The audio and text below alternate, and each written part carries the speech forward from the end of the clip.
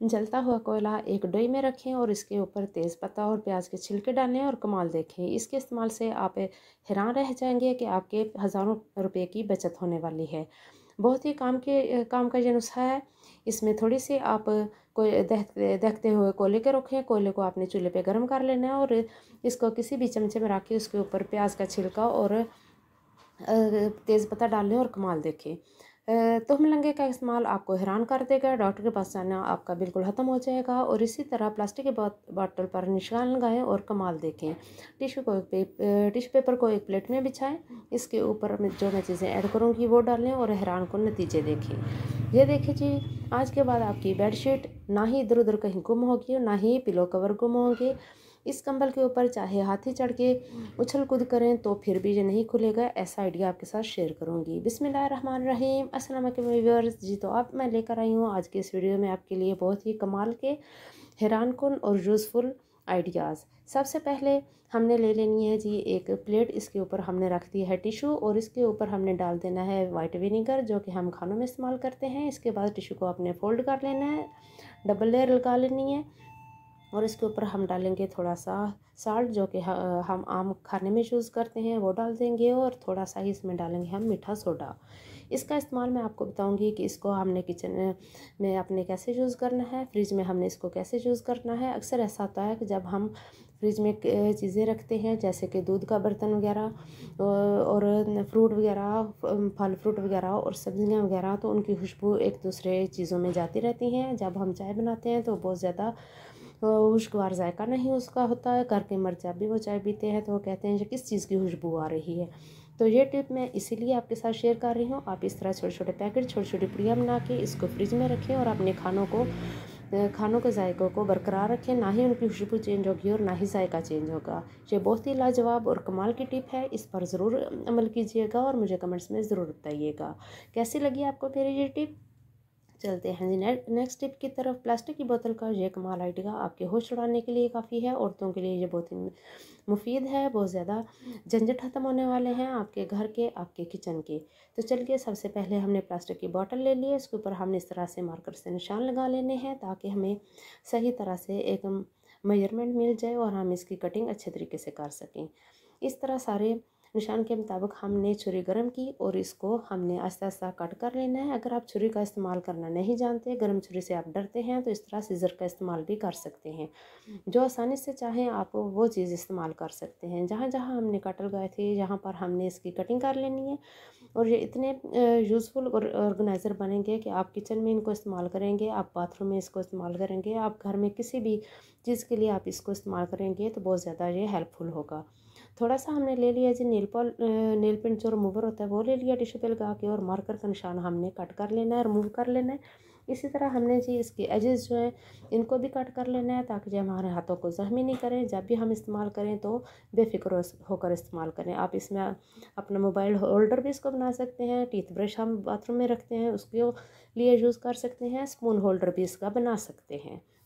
कैसी लगी आपको मेरी ये टिप। और ये दूसरा बॉटल का पीस हम बिल्कुल भी वेस्ट नहीं करेंगे। जहाँ जहाँ हमने ये निशान लगाए थे इसको हमने ऐसे ही रहने देना है। बस इसके किनारे जो हैं इसको हमने कट कर लेना है और थोड़ा सा इसको हमने बढ़ा लेना है ताकि इस ऑर्गेनाइज़र को जब हम यूज़ करें तो ये हमारे बहुत अच्छे तरीके से काम आए। इसी तरह सारे इसकी कटिंग कर लेनी है और बेफिक्र होकर आप इसका इस्तेमाल करें। ये देखें जी, इस तरह हमने दूसरी साइड से भी इसका कॉर्नर कट कर लिया है और जहाँ पर ये नाइफ़ का निशान बना हुआ था इसको भी हमने बिल्कुल रिमूव कर देना है ताकि ये बिल्कुल साफ़ सुथरा हो जाए। जी, तो अब ये कहाँ पे हम इस्तेमाल करेंगे जी, तो जब हम घर में किचन की ग्रोसरी लेकर आते हैं जैसे चीनी, चावल, दालें वगैरह, तो इसके लिए आप ये टूल बनाएं और ये आसानी से अपनी रिफ़िल चीज़ें करें अपनी बर्नियों में, अपनी बॉटल्स में, अपने जार में। बिल्कुल भी चीज़ इधर उधर नहीं गिरेगी, ना ही मैस होगा और ना ही आपको किचन दोबारा समेटना पड़ेगा। तो मिलेंगे का ये इस्तेमाल आपके हज़ारों रुपये बचाने वाला है। आपको डॉक्टर के पास जाने की बिल्कुल ज़रूरत नहीं पड़ेगी। अगर हमारा मैदा ही सही तरीके से काम ना कर रहा हो तो यकीन जानिए हमारे जिस्म का बहुत ज़्यादा हिस्सा जो है वो डिस्टर्ब रहता है, बहुत ज़्यादा हम बीमार रहते हैं। तो आज मैं लेकर आई हूँ आपके लिए एक ऐसी टिप। एक गिलास में हमने पानी भर लेना है। अक्सर ऐसा होता है कि जब हम शादियों पे, दावतों वगैरह पे बहुत ज़्यादा जाके तो स्पाइसी खाने वगैरह खाते हैं तो हमारे मैदे में जलन शुरू हो जाती है जो कि बहुत ही तकलीफ़देह होती है, या फिर हम पेट के दर्द में मुब्तला हो जाते हैं। तो इसके लिए ये बेस्ट टिप है कि अगर आप किसी भी दावत पर गए हैं, होटलिंग कर रहे हैं आप ज़्यादा, और आप दिन ब दिन मैदे की तकलीफ़ में गिरफ़्तार होते जा रहे हैं, तो ये बेस्ट टिप है। आप 1 चम्मच तुहम लंगा लें, उसको 1 गिलास पानी में मिक्स करके 5 से 10 मिनट के लिए रख दें। तो जब ये फूल जाए तो इसको आप पी लें। यकीन जानिए आपके कलेजे में ठंड पड़ जाएगी, बिल्कुल भी आपको तेज़ाबियत नहीं होगी। जो भी आपने बाहर से खाया पिया होगा वो एकदम से हज़म हो जाएगा और आपके मैदे को बहुत ज़्यादा काम नहीं करना पड़ेगा। ये इतने काम की चीज़ है कि तबीब वगैरह और डॉक्टर वगैरह भी यही रिकमेंड करते हैं। घर के टोटकों पर, इस तरह देसी टोटकों पर अमल किया कीजिए और अपनी सेहत को बरकरार रखें। डॉक्टर के पास जाने से बच जाएंगे, पैसे भी आपके बचेंगे। और कंबल की सबसे ये अच्छी टिप आपके साथ शेयर करने लगी हूँ। अक्सर क्या होता है कि बच्चे जब घर में इस तरह बेड, अब सर्दियाँ आ चुकी हैं, बेड कंबल वगैरह जो है इस तरह बेड पे पड़े होते हैं और बच्चे उछलते कूदते रहते हैं और बार बार कंबल जो है उसकी तह खुल जाती है, बार बार हमसे समेटने नहीं होता, तो हम तंग पड़ जाते हैं, या तो उठा के इसको बार बार अलमारी में रखना पड़ता है। और ये भी इतना मुश्किल काम है कि अब सर्दी है और लेटना भी होता है, तो जिस्म को गर्म भी करना होता है, तो कंबल की हारों की ज़रूरत रहती है। तो मैं जो आपके साथ टिप शेयर करने लगी हूँ, ये बहुत ही कमाल की। आपने ले लेना है एक ओल्ड जो लास्टिक है जो कि यूज़ किया हुआ हो, आपने इस तरह कंबल के ऊपर रख के इसको नॉट लगा लेनी है। अब चाहे इसके ऊपर बच्चे उछलें कूदें, और चाहे तो आप इस तरह सारा दिन पड़ा रहे, तो बिल्कुल भी ये खुलेगा नहीं। आप इसको बेड के एक साइड पे रख दें, बच्चे खेलते कूदते रहें और आपका कंबल भी बिल्कुल ठीक ठाक रहेगा, बिल्कुल ये उलझेगा नहीं। कैसी लगी आपको मेरी ये टिप? चलते हैं नेक्स्ट टिप की तरफ। आज के बाद आपकी बेडशीट, पिलो कवर इधर उधर बिल्कुल गुम नहीं होंगे और ना ही आपको ढूंढने की टेंशन होगी। 2 कमाल के आइडिया आपके साथ शेयर करने लगी हूँ। इस पर अगर आपने अमल किया, इसको फॉलो किया, तो यकीन जानिए आपका टाइम भी बचेगा और आपकी टेंशन भी बिल्कुल ख़त्म हो जाएगी। बेडशीट को हमने इस तरह से खोल लेना है, इसकी हमने एक बड़ी सी तह लगा लेनी है। 2 टिप हैं, ये जो भी आपको अच्छी लगे आप उसको फॉलो कर सकते हैं। मैंने ये बेडशीट को खोल लिया और पिलो कवर जो है इसके अंदर रख लिया। आपने एक पिलो कवर जो है वो बाहर रखना है और एक पिलो कवर इस बेडशीट के अंदर रखना है। अच्छी तरह से इसको आपने फ़ोल्ड कर लेना है। जितनी आप अच्छी इसकी फ़ोल्डिंग करेंगे, इतना ही ये कम जगह लेगी और आसानी से सेट हो जाएगा। दूसरा भी पिलो कवर मैंने इसमें रख लिया। अब आप इसको फ़ोल्ड करें तो आपके पिलो कवर इधर उधर बिल्कुल नहीं होंगे। जहाँ मर्ज़ी आप इसको रखें, चाहे तो आप इसको अपने अलमीरा में रखें, चाहे तो आप इसको अपने टेबल में रखें, जो इस्त्री स्टैंड होता है उसमें रखें, तो बिल्कुल आपको ये तीनों चीज़ें एक ही जगह पे मिलेंगी। जी, तो दूसरी टिप अब शेयर करती हूँ आपके साथ। आपने एक पिलो कवर को अलग रखना है और दूसरे को इसके अंदर फ़ोल्ड कर देना है। और यकीन जानिए कि मैं ऐसा ही करती हूँ। मेरी सारी बेडशीट्स जो हैं वो इसी तरह एक अलमारी में मुझे मिल जाती हैं। ना तो मुझे हर दफ़ा बेडशीट चेंज करते हुए कोई मसला होता है, ना ही ये परेशानी होती है कि अब दूसरा सरहाने का तकिए का कवर मैंने कहाँ रख दिया है, ना ही बच्चियों को ढूंढते हुए कोई मुश्किल होती है।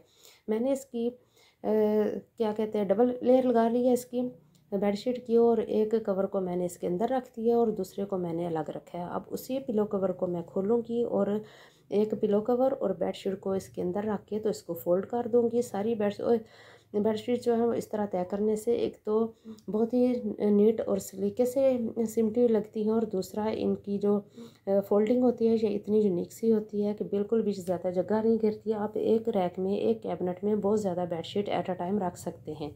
इसको अच्छी तरह से फिक्स कर लूँगी मैं, ताकि बिल्कुल भी इसमें सलवट ना रहे। जब हम इसको बेड पर बिछाएं तो ये चादरें उलझी हुई ना हो। अक्सर क्या होता है, पहले मेरी ये आदत थी कि मैं बेडशीट को हमेशा प्रेस करके डालती थी, लेकिन फिर मैंने ये तरीका इस्तेमाल किया, तो अब जैसे ही मैं इसको वॉश कर लेती हूँ तो इस तरह तय करके रखती हूँ, तो बिल्कुल भी कोई सलवट नहीं होती, कोई क्रीज नहीं इसके ऊपर होती है और बहुत ही खूबसूरत बेडशीट बिछानी हो जाती है।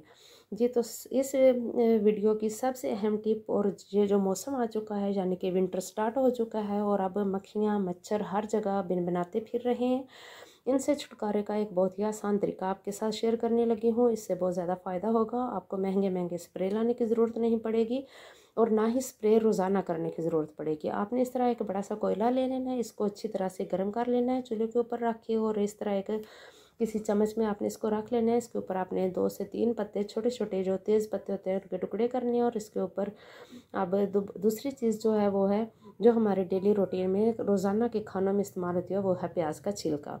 प्याज के छिलके को भी आपने छोटे छोटे पीसेस में कट करके तो इसमें रख देना है। जब ये इस तरह कोला दहकता रहेगा, आहिस्ता आहिस्ता इसमें से धुआं उठते रहेगा। तो आपने सारे रूम्स में, लाउंज में अच्छी तरह से इसकी धुनी दे लेनी है। तो यकीन जाने सारे मच्छर भाग जाएंगे और इसकी स्मेल से कोई भी मच्छर आपके कमरे में नहीं होगा और ना ही लाउंज में होगा। और मक्खियाँ जो है वो आप जब सुबह मोप वगैरह लगाते हैं तो वो भी बिल्कुल नहीं होगी। मिर्चें जो है, सब्ज़ मिर्चें, ये हमारे खानों का लाजमी हिस्सा है। इनकी जलन जो है वो भी हमारे हाथों पे लाजमी हिस्सा है। और इस जलन को कैसे कम किया जा सकता है, जब हम इस तरह मिर्चें कट करते हैं तो हमारे हाथों पे बहुत ज़्यादा जलन होती है, तकलीफ़ होती है। और जब तक हम कोई मुनासिब टोटका इस्तेमाल ना कर लें तो बिल्कुल भी इससे आराम नहीं आता। आज मैं आपके साथ 2 तरीके शेयर करूँगी। इस तरह जब ग्रीन चिली को आप कट कर लें तो परेशान होने की बिल्कुल ज़रूरत नहीं। आपने क्या करना है जी, इस तरह मिर्चें कट करके एक साइड पे रख लें। और हाथों पे अगर जलन बहुत ज़्यादा हो रही है, कुछ लोग सेंसिटिव स्किन के मालिक होते हैं, तो उनके लिए ये बहुत ही कारआमद टिप है। आपने इस तरह कोलगेट ले लेनी है, अपने हाथों पे इसका अच्छी तरह से इस तरह थोड़ी सी पेस्ट लें और सारी उंगलियों पे थोड़ी सी लगा के तो आपने थोड़ी देर के लिए 2 से 3 मिनट के लिए मसाज करना है। जब ये अच्छी तरह से ड्राई हो जाए, जज्ब हो जाए थोड़ी सी, तो फिर आपने इसको सादे पानी से वॉश कर देना है। दूसरी टिप ये है कि सब्ज़ मिर्चें काटने के बाद आप फ़ौरन से आटा गूंद लें। तो यकीन जानिए वो मेरी आजमूदा टिप है, उससे तो बिल्कुल हाथों पे जलन नहीं रहती, वो फ़ौरन ही ख़त्म हो जाती है। आपको इनमें से जो भी टिप अच्छी लगे आप इस पर अमल कर लें और फिर मुझे कमेंट्स में आके ज़रूर बताइएगा। मेरी आपसे एक छोटी सी हम्बल रिक्वेस्ट है कि प्लीज़ अगर आप मेरे चैनल पर नए हैं तो चैनल को सब्सक्राइब कर दें, वीडियो को लाइक कर दें और अपने प्यारों में शेयर भी कर दें। और कमेंट्स में मुझे आकर ज़रूर बताइएगा कि आपको मेरी ये टिप्स कैसी लग रही हैं, आपको कुछ इनसे फ़ायदा भी हो रहा है या नहीं। और इस तरह पेस्ट लगाने हाथों पे एक ठंडा का एहसास होता है। नेक्स्ट टिप जो है ये हर घर का मसला है। अक्सर क्या होता है कि जब हम खाना बनाते हैं, सालन बनाते हैं, तो ऑयल जो है वो बहुत ज़्यादा हो जाता है। और घर के जो मर्द हज़रात हैं उन्होंने तो ज़रूर ही एतराज़ करना होता है, चाहे हम जितना भी ऑयल निकाल लें, लेकिन वो ज़रूर टोकते हैं कि ऑयल बहुत ज़्यादा है। बेस्ट टिप देखें जी, बिल्कुल ही आपके इसके पे पैसे नहीं खर्च होंगे और आपको ना डांट पड़ेगी। आपने एक बटर पेपर ले लेना है, सालन के ऊपर आपने इसको लगा के तो छोड़ देना है 2 से 3 मिनट के लिए। फिर आपने इसको बटर पेपर को उठाना है, तो ये देखें कितना ज़्यादा ऑयल जो है वो इस बटर पेपर के साथ लग गया और सालन जो है हमारा बिल्कुल खाने के काबिल हो गया। अब आप बेफिक्र होकर सर्व करें, कोई भी आप बात नहीं करेगा कि इसमें ऑयल ज़्यादा है, जो है बहुत ग्रीसी सालन बन गया है। बहुत ही ये कमाल की टिप है, आज ही ये आजमाइएगा और मुझे कमेंट्स में ज़रूर बताइएगा। मुझे अपनी दुआ में याद रखिएगा। अल्लाह हाफिज़।